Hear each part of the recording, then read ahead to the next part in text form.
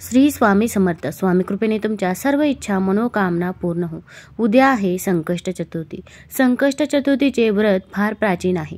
हजारो वर्षे हे व्रत भारतवर्षात निष्ठेने पाळले जाते. यातूनच या व्रताची थोरवी दिसून येते. संकष्ट चतुर्थीचे व्रत इच्छापूर्तीच्या उद्देशाने केले जाते. मनोभावे हे व्रत केले असता गणरायाची कृपादृष्टी लाभून इच्छापूर्ती देखील होते, असा भाविकांचा देखील अनुभव आहे. संकष्ट चतुर्थीचे हे व्रत कोणीही करू शकते. तसेच या दिवशी जर आपण काही उपाय केले तर ते उपाय देखील खूप प्रभावी ठरत असतात. तर या दिवशी आपल्याला काही उपाय करायचे आहे जेणेकरून आपली आर्थिक टंचाई ही दूर होईल. भरपूर जणांना पैशांसंबंधित प्रॉब्लेम असतात. पैशांची टंचाई असते. पैसा हा येत नाही, पैसा यायला जागा राहत नाही, किंवा पैसा आला तर तो कुठेतरी वायफळ खर्च होऊन जातो आणि मग महिन्याच्या शेवटी आपल्याला समजते की आपला पैसा इथे वायफळ खर्च झाला, किंवा मेहनत करून देखील पाहिजे तसा त्याचा मोबदला मिळत नाही, पाहिजे तसे पैसे आपल्याला मिळत नाही. प्रत्येकाला पैसा हा हवाच असतो, पण मेहनत करून जर आपण काही उपाय केले तर आपली आर्थिक टंचाई ही नक्कीच दूर होईल. तर या दिवशी कोणते उपाय करावे ही सर्व माहिती, तसेच चंद्रोदय कधी आहे याची देखील माहिती आपण आज या व्हिडिओमधून जाणून घेणार आहोत. गणेशाची आराधना करण्याची परंपरा आदिकालापासून सुरू आहे. प्रत्येक संकष्टीला गणेश भक्त आपापल्या परीने आणि आपापल्या पद्धतीने गणपती बाप्पाला भजत असतो. गणेश व्रतामध्ये संकष्ट चतुर्थीचे व्रत सर्वोच्च आणि सर्वश्रेष्ठ मानले जाते. हे व्रत आचरल्यामुळे विघ्नहर्ता बाप्पा लवकर शुभ फल देतो, अशी मान्यता आहे. या दिवशी दिवसभर उपवास करून रात्री चंद्रोदयानंतर चंद्राचे दर्शन झाल्यावर त्याला नमस्कार करून ताम्हणात अर्घ्य घ्यावे.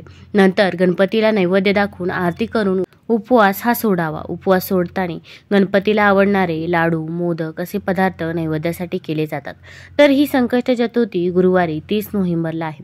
संकष्ट चतुर्थीचा प्रारंभ गुरुवारी 30 नोव्हेंबरला दुपारी 2:24 सुरू होईल, तर समाप्ती ही शुक्रवारी 1 डिसेंबरला दुपारी 3:31 असेल.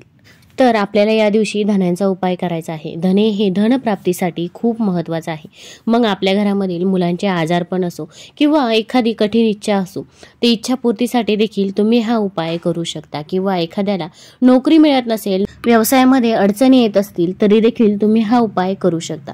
तर हा उपाय करताना आपल्याला एक दिवा घ्यायचा आहे. मग तुम्ही कणकेचा दिवा घेतला तरी पण चालेल, किंवा तुम्ही मातीची पंती घेतली तरी पण चालेल. आपल्याला या दिव्यामध्ये गाईचे शुद्ध तूप घालायचे आहे. तर हा उपाय तुम्ही एकतर सकाळी करा किंवा सायंकाळी केला तरी पण चालेल. मग तुम्ही 30 तारखेला देखील हा उपाय करू शकता, किंवा 1 डिसेंबरला केला तरी पण चालेल. मग सकाळी किंवा संध्याकाळी तुम्ही हा उपाय करायचा आहे. तर आपल्याला धणे घ्यायचे आहे. धणे घेताना कुठेही तुटलेले फुटलेले नसावे असे धणे आपल्याला घ्यायचे आहे. जेव्हा सायंकाळी किंवा सकाळी तुमची देवपूजा होईल त्यानंतर आपल्याला गणपती बाप्पासमोर बसायचे आहे. त्या दिव्यामध्ये आपल्याला गाईचे शुद्ध तूप घालायचे आहे. त्यामध्ये आपल्याला चिमूटभर हळद देखील टाकायची आहे. हळद ही माता लक्ष्मीला आकर्षित करत असते, त्यामुळे हळद ही आवर्जून घालायची आहे. तसेच आपल्याला त्याच दिव्यामध्ये धणेही घालायचे आहे. मग धणे तुम्ही अगदी 5-6 धणे घेतले तरी पण चालेल. फक्त धणे घेताना ते पूर्ण धणे पाहिजे, कुठेही तुटलेले धणे नसावे. तर हा दिवा आपल्याला घरामध्ये पूर्ण घरभर फिरवायचा आहे आणि ओम गण गणपतये नमः, ओम गण गणपतये नमः किंवा श्री गणेशाय नमः, श्री गणेशाय नमः या मंत्राचा जप देखील करायचा आहे. म्हणजे तुम्हाला जो मंत्र म्हणणे शक्य होईल त्या मंत्राचा जप करावा आणि दिवा घेऊन पूर्ण घरभर फिरायचे आहे.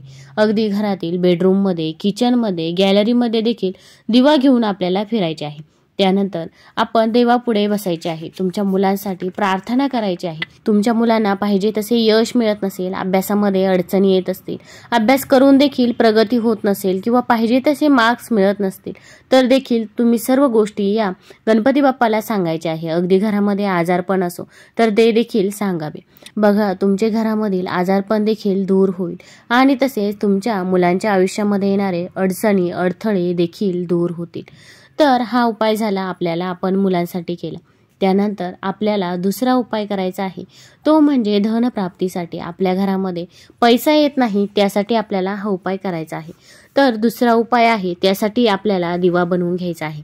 मग तुम्ही कणकेचा दिवा घ्यावा किंवा मातीचा दिवा घेतला तरी पण चालेल, पण यामध्ये आपल्याला लांब वात बनवायची आहे आणि हा दिवा आपल्याला तुळशीसमोर ठेवायचा आहे.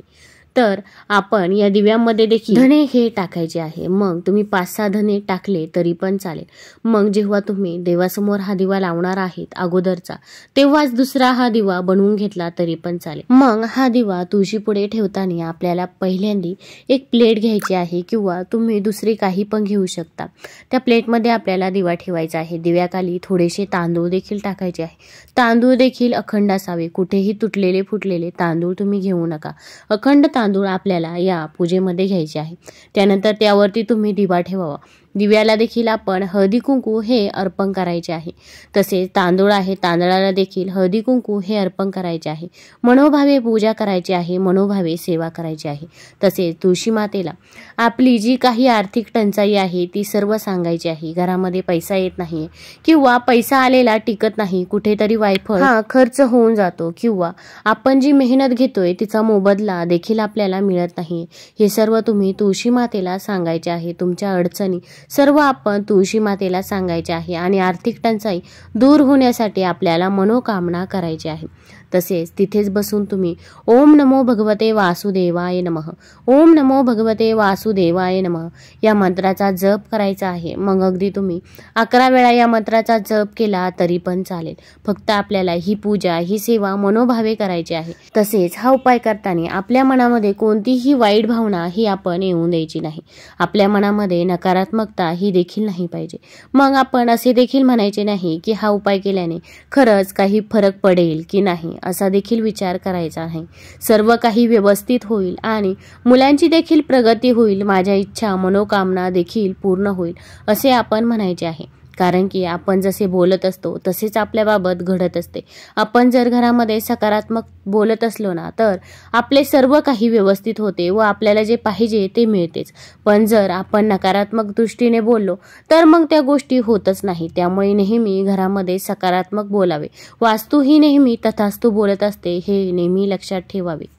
त्यानंतर आता मी तुम्हाला तिसरा उपाय सांगणार आहे, तो आहे इच्छापूर्तीसाठी, मनोकामना पूर्तीसाठी। अगदी तुमची कोणतीही कठीणातली कठीण इच्छा असो ती देखील तुम्ही पूर्ण करू शकता। तुमच्या मुलांना गव्हर्नमेंट जॉब पाहिजे किंवा मुलांना नोकरीमध्ये प्रमोशन पाहिजे किंवा दुसरी कोणतीही इच्छा असो, मला घर पाहिजे किंवा माझं घर होत नाहीये, गाडी होत नाहीये, तर ही सर्व काही ज्या काही इच्छा आहे त्या तुम्ही गणपती बाप्पाकडे या दिवशी नक्कीच मागू शकता। तर हा उपाय करताना देखील आपल्याला धनेच घ्यायचे आहे आणि मग धनेही कुठेही तुटलेले फुटलेले नसावे असे धने आपल्याला घ्यायचे आहे। त्यानंतर आपल्याला सायंकाळी किंवा सकाळी गणपती बाप्पा पुढे बसायचे आहे। ते जे धने आहे ते आपल्याला आपल्या उजव्या हातामध्ये ठेवायचे आहे आणि उजव्या हातामध्ये ठेवल्यानंतर तुम्ही गणपती अथर्वशीचे पठण करू शकता किंवा श्रवण देखील करू शकता। जर तुमचं पठण असेल तर तुम्ही म्हणू शकता आणि जर तुम्हाला म्हणणे शक्य नसेल तर तुम्ही मोबाईलवरती यूट्यूबवरती देखील गणपती अथर्वशीष लावून देऊ शकता।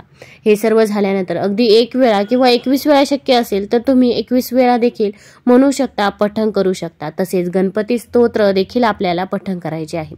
गणपती स्तोत्र हे देखील जास्त अवघड नाही किंवा त्यासाठी देखील आपल्याला जास्त वेळ लागणार नाही, त्यामुळे गणपती स्तोत्र देखील जरूर म्हणावे। 1 वेळा किंवा 21 वेळा जर शक्य असेल तर 21 वेळा आवर्जून म्हणावे। त्यानंतर ते धने आपल्या हातामध्येच ठेवायचे आहे। आपल्या उजव्या हाताची मूठ ही बंद करायची आहे। त्यानंतर गणपती बाप्पाला म्हणायचे आहे, साकडं घालायचं आहे की माझी जी काही इच्छा आहे ती पूर्ण होऊ दे। मग तुमची इच्छा काय आहे ती सर्व बोलून दाखवायची आहे। त्यानंतर ते धने आपल्याला तिथेच गणपती बाप्पा समोर एका वाटीमध्ये ठेवायचे आहे। अगदी दिवसभर आणि संध्याकाळी देखील आपल्याला हे धने तिथेच ठेवायचे आहे। दुसऱ्या दिवशी हे धने तुमचं जर शेत असेल तर तुम्ही शेतामध्ये देखील टाकू शकता किंवा तुम्ही तुमच्या घराच्या एखाद्या कुंडीमध्ये देखील हे धने टाकू शकता। जसे जसे हे धने उगत जातील तसे तशी आपली प्रगती देखील होत जाईल। मग तुम्ही हे धने कुठेही टाकू शकता, फक्त आपल्याला कचऱ्यामध्ये हे धने टाकायचे नाही किंवा निर्माल्यामध्ये वाहत्या पाण्यामध्ये देखील आपल्याला हे धने प्रवाहित करायचे नाही।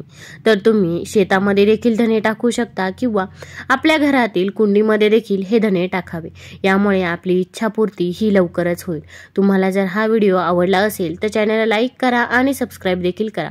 कमेंटमध्ये श्री स्वामी समर्थ किंवा गणपती बाप्पा मोरया लिहायला विसरू नका। धन्यवाद।